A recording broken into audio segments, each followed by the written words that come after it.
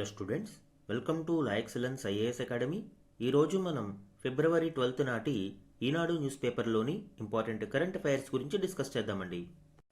Before that మనము previous క్లాస్లోని question of the day గురించి చూద్దాము. ప్రపంచ అవినీతి సూచి 2025కు సంబంధించి క్రింది వాటిలో ఏది సరైనది? లాస్ట్ క్లాస్లో మనము కరప్షన్ పర్సెప్షన్స్ ఇండెక్స్ సిపిఐ 2025కి సంబంధించిన కీలక డీటెయిల్స్ని డిస్కస్ చేయడం జరిగింది. ఆ కంటెక్స్ట్లో ఈ క్వశ్చన్ని ఫ్రేమ్ చేశానండి. ఇక్కడ 4 ఇన్ఫరెన్సెస్ని ఇచ్చాను.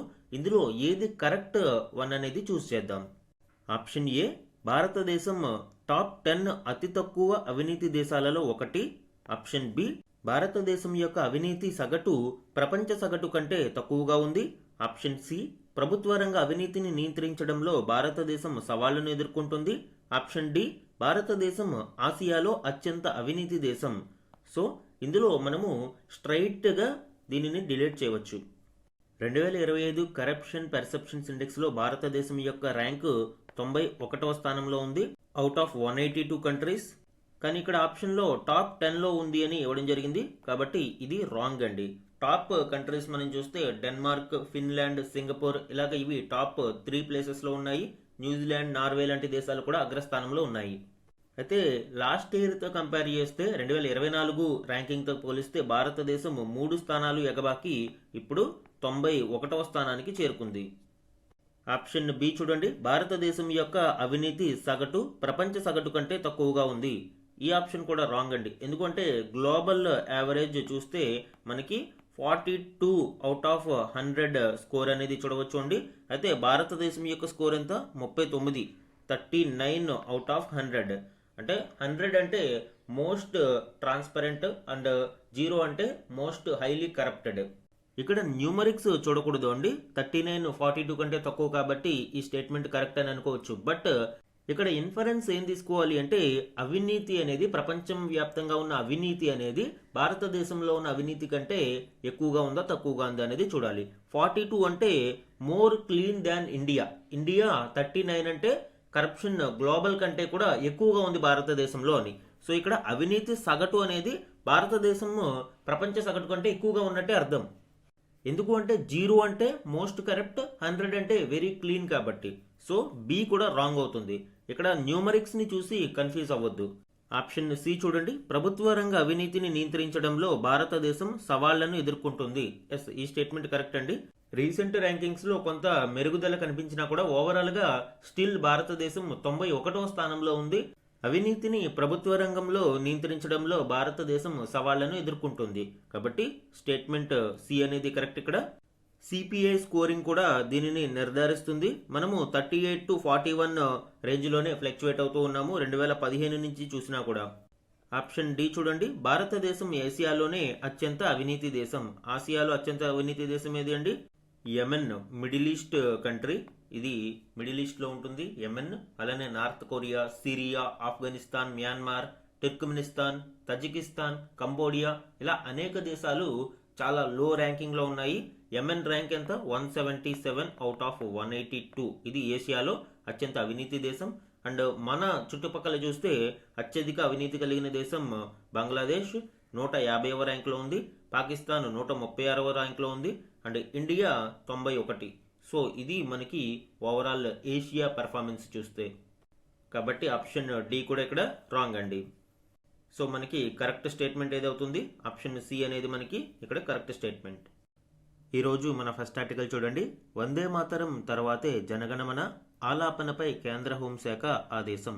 ఈ ఆర్టికల్ ఇటీవల వందే మాతర గీతాలాపనపై కేంద్ర హోంశాఖ చేసిన న్యూ గైడ్ లైన్స్ కి సంబంధించిన ఇంపార్టెంట్ డీటెయిల్స్ ని వివరిస్తుంది.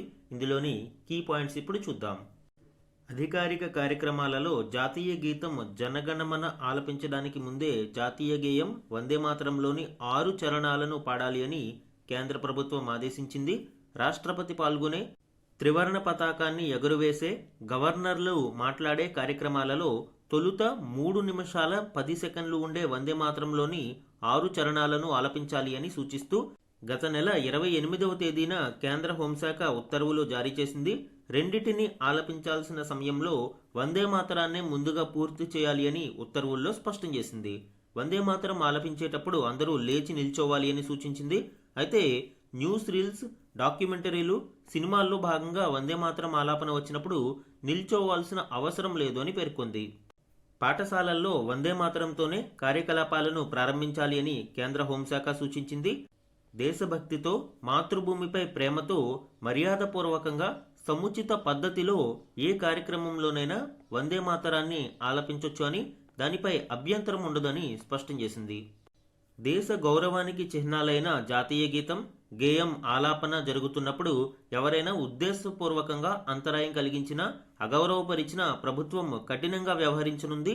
కొత్త నిబంధనల ప్రకారం ఇటువంటి చర్యలకు పాల్పడే వారికి గరిష్టంగా 3 ఏళ్ల వరకు జైలు శిక్ష విధించే అవకాశం ఉంది. సో ఇవి ఇటీవలి మినిస్ట్రీ ఆఫ్ హోమ్ అఫైర్స్ తీసుకువచ్చిన new Vande Mataram guide lines. రీసెంట్గా వందే మాతరాన్ని కంపోజ్ చేసి 150 సంవత్సరాలు పూర్తయిన నేపథ్యంలో ఈ న్యూ గైడ్ లైన్స్ మరింత ప్రాధాన్యతను సంతరించుకున్నాయి. మరింత ఎలాబొరేటివ్గా ఇక్కడ చూద్దామండి. స్టాండర్డ్ వెర్షన్ అండ్ డ్యూరేషన్ ఎంతండి? Full rendition of all 6 stanzas. మొదటి 6 చరణాలను కూడా పూర్తి స్థాయిలో పాడాల్సి ఉంటుంది. టోటల్ డ్యూరేషన్ 3 నిమిషాల 10 సెకండ్లలో ఇది పూర్తి చేయాలి. అలానే స్ట్రిక్ట్ ప్రోటోకాల్ ఫర్ ఈవెంట్స్. వందే మాత్రం ఖచ్చితంగా మొదట పాడాల్సి ఉంటుంది. తదుపరి జాతీయ గీతమైన జనగణమనని పాడాలి. Mandatory standing at attention.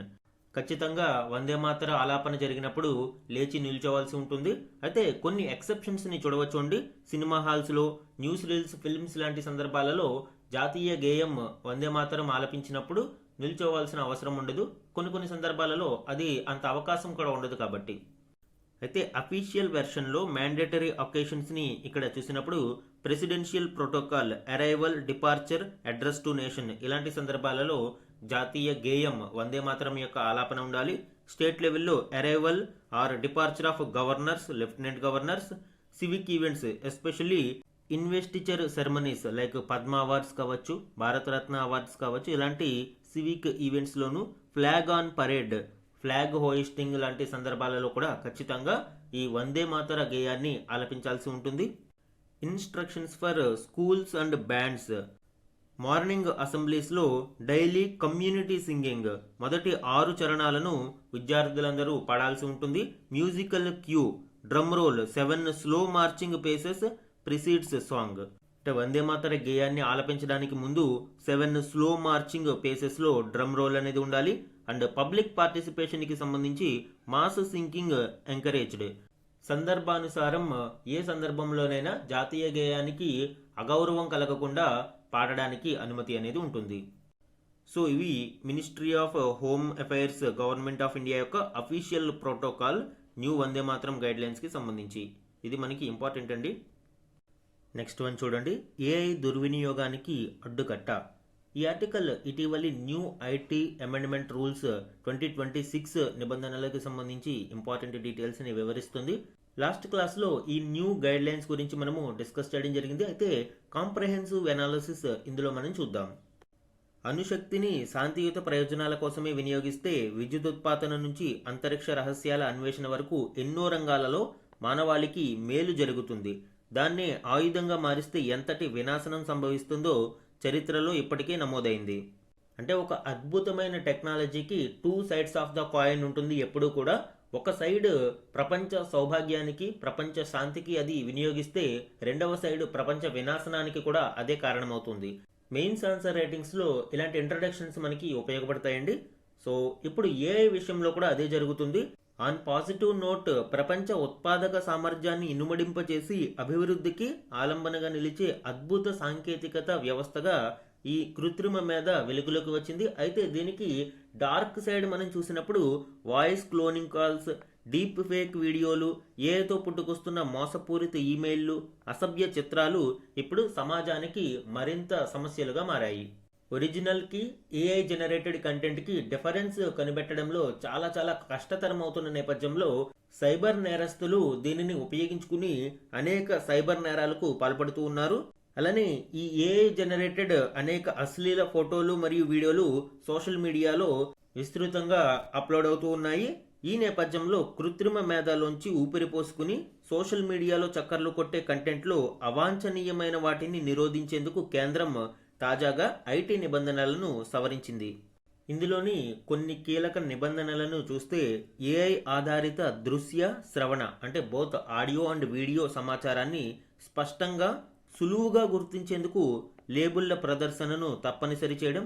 అంటే ఆడియో ప్రదర్శన ముందు ఖచ్చితంగా డిస్క్లోజర్ ఏఐ జనరేటెడ్ ఆడియో అని డిస్క్లోజర్ వేయాలి. అలానే వీడియోస్ అయితే ఏఐ జనరేటెడ్ వీడియో, ఇమేజెస్ అయితే ఏఐ జనరేటెడ్ ఇమేజెస్ అని లేబుల్స్ అనేవి ప్రదర్శించాలి.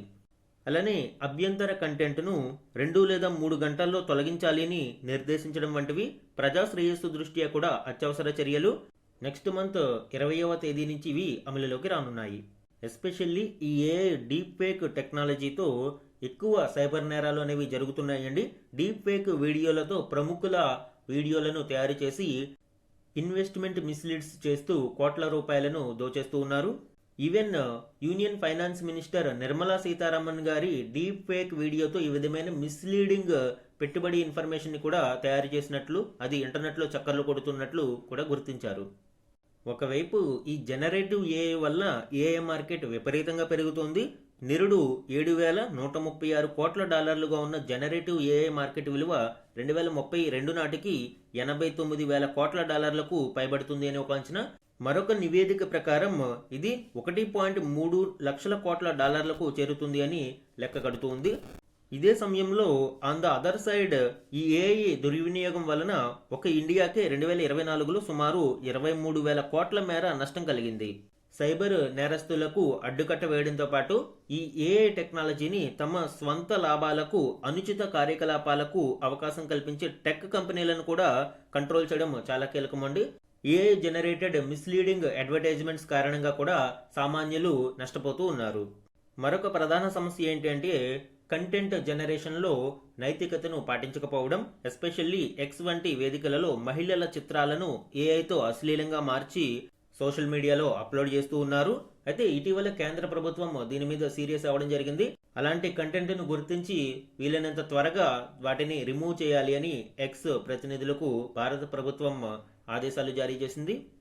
అలానే మరికొన్ని ఏఐ చాట్బోట్లు మైనర్లను ఆత్మహత్యలకు పురిగొల్పడము అండ్ సున్నిత శృంగార సంభాషణలు జరపడానికి అనుమతినివ్వడం అనేక దేశాలలో వెలుగు చూస్తూ ఉన్నాయి. ఎస్పెషల్లీ అమెరికా, ఆస్ట్రేలియా లాంటి దేశాలలో ఈ సంఘటనలు నమోదయ్యాయి. ఇవన్నీ కూడా ఆర్టిఫిషియల్ ఇంటెలిజెన్స్ యొక్క డార్క్ సైడ్ రియాలిటీని పరిచయం చేస్తున్నాయి. ఇలాంటి వాటిని అడ్డుకట్ట వేయాలంటే కేవలం భారతదేశంలోనే చట్టాలు చేస్తే సరిపోదు.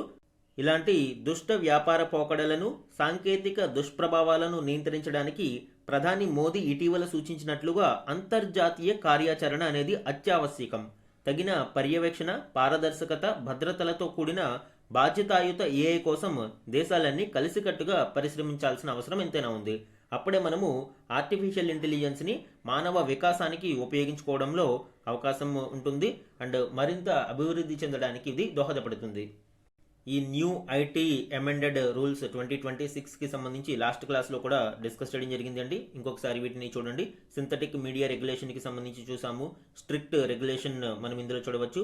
మ్యాండేటరీ లేబులింగ్ చూసాము. డ్రాస్టిక్ టేక్ డౌన్ స్పీడ్ 3 లేదా 2 గంటలలో అత్యవసర సందర్భాలలో వీటిని తొలగించాల్సి ఉంటుంది. అలానే ప్రొవెనెన్స్ ట్రాకింగ్, సోర్స్ ఆరిజినెన్స్ కోసం మెటా లేబులింగ్ అనేది క్రియేట్ చేయాల్సి ఉంటుంది ఇంటర్మీడియరీస్. తద్వారా సోర్స్ ఆరిజిన్ ని గుర్తించడానికి అవకాశం ఉంటుంది. సో ఇవన్నీ కూడా న్యూ రూల్స్లో కీలక డీటెయిల్స్ అండి. మన నెక్స్ట్ ఆర్టికల్ చూడండి.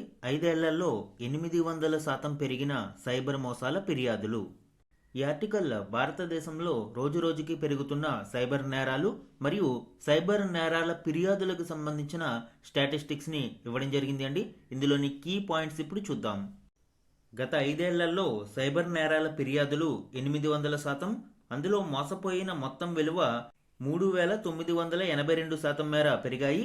2021లో 2,62,846 ఫిర్యాదులు రాగా 2025లో ఆ సంఖ్య 24,02,579కి చేరినట్లు కేంద్ర హోంశాఖ సహాయ మంత్రి బండి సంజయ్ తెలిపారు. అదేవిధంగా బాధితులు పోగొట్టుకున్న సొమ్ము కూడా 2021లో 551 కోట్లు ఉండగా ప్రస్తుతం 2025 గణాంకాలకి అది 22,495 కోట్లకు, అంటే 3,982% మేర పెరిగినట్లు ఇక్కడ మనము చూడవచ్చు. దీనికి సంబంధించిన మరిన్ని గణాంకాలు చూద్దామండి. India's cyber crime surge and government response 2021 to 25కి సంబంధించిన డీటెయిల్స్ చూద్దాము. ఓవరాల్గా ఈ 5 సంవత్సరాలలోనూ టోటల్ కంప్లైంట్స్ 65,90,000గా నమోదైంది. టోటల్ రిపోర్టెడ్ లాస్ 55,659 కోట్లుగా నమోదైంది. ఈ 5 ఇయర్స్ సైబర్ క్రైమ్ స్టాటిస్టిక్స్ గురించి ఆల్రెడీ మనము డిస్కస్ చేయడం జరిగింది అండి. 2021లో 2.6 లక్షలుగా కేసులు నమోదవ్వగా లాస్ అయిన మొత్తం సొమ్ము 551 కోట్లుగా నమోదైంది. ఓవర్ ద ఇయర్స్ ఈ రిపోర్టింగ్ అనేది పెరుగుతూ ఉంది, అలానే లాస్ అయిన సొమ్ము కూడా పెరుగుతూ ఉంది. సైబర్ క్రైమ్స్ని అరికట్టడంలో గవర్నమెంట్ తీసుకుంటున్న చర్యల గురించి చూద్దాము అండి. I4C the Indian cyber crime coordination centre యొక్క మెజర్స్ని మనం చూస్తే ఫండ్స్ సేవ్డ్ అండ్ ఫ్రోజన్ సుమారు 23.6 లక్షల కంప్లైంట్ల నుంచి 8,189 కోట్లను సేవ్ చేయడం లేదా వీటిని ఫ్రీజ్ చేయడం జరిగింది. అలానే సస్పెక్ట్ రిజిస్ట్రీని మెయింటైన్ చేయడం జరుగుతుంది. 2024 సెప్టెంబర్లో దీనిని లాంచ్ చేశారు. సుమారు 21.65 లక్షల సస్పెక్ట్ ఐడెంటిఫైయర్స్ ఈ రిజిస్ట్రీలో యాడ్ చేయడం జరిగింది. అలానే 26.48 లక్షల మ్యూల్ అకౌంట్స్ని ఫ్లాగ్ చేయడం జరిగింది. 9,555 కోట్లు ట్రాన్సాక్షన్స్ని డిక్లైన్ చేయడం జరిగింది. సో ఇవన్నీ కూడా సైబర్ నేరాలను అరికట్టాలనే ఉద్దేశంతో తీసుకుంటున్న చర్యలు. అండ్ ఇన్ఫ్రాస్ట్రక్చర్ బ్లాకింగ్ చూసినప్పుడు సుమారు 12.21 లక్షల సిమ్ కార్డ్స్ని బ్లాక్ చేయడం జరిగింది. అండ్ 3.03 లక్షల IMEI నెంబర్లను కూడా బ్లాక్ చేశారు. అండ్ రీసెంట్గా డిజిటల్ అరెస్ట్ అనే స్కామ్ విపరీతంగా పెరిగిపోతూ ఉంది. ఎగ్జాంపుల్, మీ పేరు మీద ఒక పార్సిల్ వచ్చింది, దానిలో డ్రగ్స్ వంటి పదార్థాలు ఉన్నాయని కానీ లేదా స్మగుల్డ్ గోల్డ్ పార్సిల్ మీ పేరు మీద ఉంది అని కానీ భయభ్రాంతులకు గురి చేసి డిజిటల్ అరెస్ట్ అనే పేరుతో వారి నుంచి భారీగా దోచుకోవడం ఈ మధ్య కాలంలో ఎక్కువ అవుతూ ఉంది. సో ఇలాంటి నేరాలకి సంబంధించి సుమారు 83,668 వాట్సాప్ అకౌంట్స్ని బ్లాక్ చేయడం జరిగింది. అలానే 3,962 స్కైప్ ఐడీస్ని కూడా బ్లాక్ చేశారు. అలానే ఇన్స్టిట్యూషనల్ ఫ్రేమ్వర్క్ అండ్ సపోర్ట్ విషయానికి వస్తే 1930 అనే హెల్ప్ లైన్ నెంబర్ని ఏర్పాటు చేశారు. Toll free for immediate financial cyber fraud reporting. అదేవిధంగా ప్రతిబింబ్ అండ్ సమన్వయ అనే ప్లాట్ఫామ్స్ని తీసుకురావడం జరిగింది. Real time tracking and state wise data analytics కొరకు ఇవి ఉపయోగపడతాయి. అండ్ రాష్ట్రాలు మరియు కేంద్రపాలిత ప్రాంతాలకు ఈ సైబర్ క్రైమ్లను ఎదుర్కోవడంలో సహాయం చేయడం కొరకు సుమారు 132.93 కోట్ల రూపాయలను కేంద్రం అసిస్ట్ చేయడం జరిగింది. సో ఇవన్నీ కూడా సైబర్ నేరాలను ఎదుర్కోవడంలో కేంద్ర మరియు రాష్ట్ర ప్రభుత్వాలు తీసుకుంటున్న చర్యలు అండి. ఎగ్జామ్ పాయింట్ ఆఫ్ వ్యూలో మనకి ఈ గణాంకాలు మరియు ఈ మెజర్స్ అనేవి ఇంపార్టెంట్ అండి. మన నెక్స్ట్ ఆర్టికల్ చూడండి. ప్రమాదంలో మకాక్ వానర జాతి మనుగడ CCMB 40 ఏళ్ల సుదీర్ఘ అధ్యయనంలో వెల్లడి. ఈ ఆర్టికల్ భారతదేశంలో one of the critically endangered primate అయిన లైన్ టైల్డ్ మకాక్ గురించి తెలియజేస్తుంది. ఇందులోని ఇంపార్టెంట్ డీటెయిల్స్ ఇప్పుడు చూద్దాం. దక్షిణ భారతదేశానికే పరిమితమైన అరుదైన సింహపు తోక మకాక్ లైన్ టైల్డ్ మకాక్ అని పిలుస్తాము. సో ఈ లైన్ టైల్డ్ మకాక్ జాతి మనుగడకు దీర్ఘకాలంలో ముప్పు వాటిల్లనుంది అని హైదరాబాద్కు చెందిన CCMB శాస్త్రవేత్తలు హెచ్చరించారు. ఇవి completely endemic to western Ghats పశ్చిమ కనుమల్లోని అనామలై అటవీ ప్రాంతంలో నివసించే ఈ వానర జాతిపై CCMB 40 ఏళ్ల పాటు చేసిన సుదీర్ఘ అధ్యయనం ఇటీవల ముగిసింది. ఇందులోని కీ అబ్జర్వేషన్ ఏంటి అంటే, ప్రభుత్వ రక్షిత అటవీ ప్రాంతాలలో ఉన్న ఈ కోతుల జనాభా స్థిరంగా ఉంది అని, ప్రైవేటు ఎస్టేట్లు, విచ్ఛిన్నమైన అటవీ ప్రాంతాలలో ఉన్న మకాక్ వానరాలు తీవ్ర ముప్పును ఎదుర్కొంటున్నాయని అధ్యయనంలో వెల్లడైంది. ఈ ప్రైవేటు అటవీ ప్రాంతాలలో అడవులు విచ్ఛిన్నం కావడంతో వానరాలు ఆహారం కోసం రహదారులు జనావాసాల్లోకి వస్తున్నాయి. దీంతో రోడ్డు ప్రమాదాలు మరియు విద్యుత్ షాకులకు గురి అయి ఇవి అధిక సంఖ్యలో ప్రాణాలు కోల్పోతున్నాయి. ఈ ప్రైవేటు అటవీ ప్రాంతాలలోని మకాక్ విషయంలో జాగ్రత్తలు తీసుకోకపోతే దీర్ఘకాలంలో ఈ వానర జాతి అంతరించిపోయే ప్రమాదం ఉంది అని పరిశోధకులు స్పష్టం చేశారు. ఈ లైన్ టైల్డ్ మకాక్కి సంబంధించిన మరికొన్ని డీటెయిల్స్ చూద్దాము. దీని యొక్క IUCN స్టేటస్ ఏంటంటే endangered species, mainly endemic to South India's Western Ghats rain forests. పశ్చిమ కనుమలలోని వర్షారణ్య ప్రాంతాలలో ఇవి ఎక్కువగా కనిపిస్తూ ఉంటాయి. Habitat arboreal, lives in upper canopy of tropical evergreen forests. ఎల్లప్పుడూ చెట్ల మీద నివసించే వాటిని అబోరియల్ అని పిలుస్తాము. Diet omnivorous, primarily indigenous fruits, seeds and insects. ఇక కన్జర్వేషన్ స్టేటస్ మనం చూస్తే IUCN రెడ్ లిస్ట్లో ఇవి ఎండేంజర్డ్ స్పెసీస్గా ఉన్నాయండి. మేజర్ థ్రెట్ వచ్చి హ్యాబిటాట్ ఫ్రాగ్మెంటేషన్. పశ్చిమ కనుమలలో విపరీతమైన హ్యాబిటాట్ ఫ్రాగ్మెంటేషన్ కారణంగా ఈ స్పెసీస్ ఇక్కడ ప్రమాదాన్ని ఎదుర్కొంటున్నాయి. ఈ స్పెసీస్ యొక్క బిహేవియర్ అండ్ పాపులేషన్ విషయానికి వస్తే hierarchical social groups of 10 to 20 often led by a dominant male. ఇక పాపులేషన్ ఎస్టిమేట్స్ ప్రకారం సుమారు 4219 ఇండివిజువల్స్ ఉన్నాయండి. అందులోనూ less than 2500 mature individuals remain. అంటే చాలా అంతరించిపోవడానికి దగ్గరగా ఉన్నది ఇవి. అండ్ ఈ స్పెసీస్కి మేజర్ థ్రెట్స్ మనము చూస్తే human food provisioning and road kill. కొన్ని సందర్భాలలో మనుషులు వీటికి తినే ఆహార పదార్థాలు ఇస్తూ ఉంటారు. దీనివలన మన నుంచి బ్యాక్టీరియా, వైరస్ లాంటివి వాటికి చేరుతూ ఉంటాయి. అండ్ కొన్నిసార్లు ఇవి కంప్లీట్గా మనుషులు ఇచ్చే ఫుడ్ మీదే డిపెండ్ అయిపోయి అవి స్వంతంగా ఫుడ్ని వెతుక్కునే ఆ స్కిల్ని కోల్పోతూ ఉంటాయి. సో ఈ విధంగా మేజర్ థ్రెట్స్ని మనం చూడవచ్చు. అండ్ సమ్ ఇన్ఫ్రాస్ట్రక్చర్ ప్రాజెక్ట్స్ కూడా ఈ మకాక్ స్పెసీస్కి థ్రెట్ కలిగిస్తూ ఉన్నాయి. Example Sharavathi pumped storage project. ఈ ప్రాజెక్ట్ కారణంగా సుమారు 7,000 నుంచి 8,000 ట్రీస్ని తొలగించాల్సి రావడం ఇవి మకాకు పాపులేషన్కి ఇబ్బంది కలిగించే అంశం అవుతుంది. అలానే ఎలక్ట్రిక్ షాక్ కారణంగా కూడా ఎక్కువ మకాక్స్ చనిపోతూ ఉన్నాయండి. పవర్ లైన్ హజార్డ్స్ మేజర్గా చెప్పవచ్చు. Habitat degradation forces lion tailed macaques to use uninsulated power lines causing frequent electrocutions. So ఈ విధంగా అనేక లైన్ టైల్డ్ మకావ్స్ ఇటీవల ప్రమాదాలను ఎదుర్కొంటూ క్రమేపీ వాటి జాతి అంతరించిపోతూ ఉంది. ప్రస్తుతం IUCN రెడ్ లిస్ట్లో ఎండేంజర్డ్ స్పెసీస్గా ఉన్న ఈ జాతి ఒకవేళ సరైన సంరక్షణ చర్యలు చేపట్టకపోతే క్రిటికల్లీ ఎండేంజర్డ్ స్పెసీస్కి దిగజారిపోయే ప్రమాదం ఉంది. అండ్ ఇటీవలి CCMB అధ్యయనం కూడా ఇదే విషయాన్ని వెల్లడిస్తుంది. ఈరోజు ఈనాడు న్యూస్ పేపర్లోని వన్ లైనర్ కరెంట్ అఫైర్స్ని చూద్దాము. India climbed 5 places to the 91st position out of 182 countries and territories on the Corruption Perceptions Index 2025 released on 10th February 2026. So previous క్లాస్లోని దీని గురించి మనం డిస్కస్ చేసాం. అండ్ ప్రీవియస్ క్లాస్లోని క్వశ్చన్ ఆఫ్ ద డే గురించి ఎక్స్ప్లెనేషన్లో కూడా ఈ CPI 2025 గురించి మనము డిస్కస్ చేయడం జరిగింది. ఈ ఇండెక్స్ని గ్లోబల్ NGO అయిన ట్రాన్స్పరెన్సీ ఇంటర్నేషనల్ విడుదల చేస్తూ ఉంటుంది. ఇందులో భారతదేశం 96వ స్థానం నుంచి 91వ స్థానానికి చేరుకుంది. అండ్ ఫస్ట్ 3 ప్లేసెస్లో డెన్మార్క్, ఫిన్లాండ్ అండ్ సింగపూర్ ఉన్నాయి. Next important one, India's doctor population ratio has improved to 1:811 surpassing the World Health Organization benchmark of 1:1000. So World Health Organization recommendation ఏంటండి, ప్రతి 1000 మందికి ఒక డాక్టర్ ఉండాలి అని. కానీ భారతదేశం యొక్క రేషియో చూస్తే ప్రతి 811 మందికి ఒక డాక్టర్ అయితే ఉన్నారు. The country currently has 13,88,185 registered allopathic doctors and 7,51,768 registered AYUSH practitioners. So ఈ విధంగా ఓవరాల్గా మనము 1:811 రేషియో అనేది సాధించగలిగాము. Next one, the ministry of steel signed MOU for 85 projects involving 55 companies under the PLI scheme 1.2. ఇది థర్డ్ రౌండ్ అండి, production linked incentives scheme.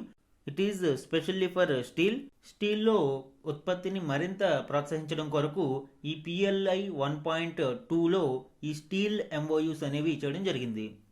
So ఇవి important one liner current affairs అండి. ఈరోజు మన క్వశ్చన్ ఆఫ్ ద డే గురించి చూడండి. సింహం తోకగల macaque, line tailed macaque అనేది ఈ క్రింది ఏ జీవ వైవిధ్య హాట్స్పాట్స్లో ఎక్కువగా కనిపిస్తుంది అనేది క్వశ్చన్ ఇవ్వడం జరిగింది అండి. ఈరోజు మనము ఈ లైన్ టైల్డ్ మకాక్ గురించి డిస్కస్ చేయడం జరిగింది.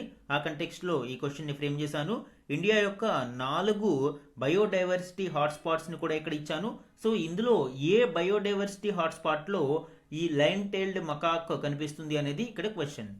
ఆన్సర్ కమెంట్ సెక్షన్లో కమెంట్ చేయండి. అండ్ ఇది ఈరోజు ఈనాడు న్యూస్ పేపర్లోని ఇంపార్టెంట్ కరెంట్ అఫైర్స్ మీద daily analysis. Thank you for watching.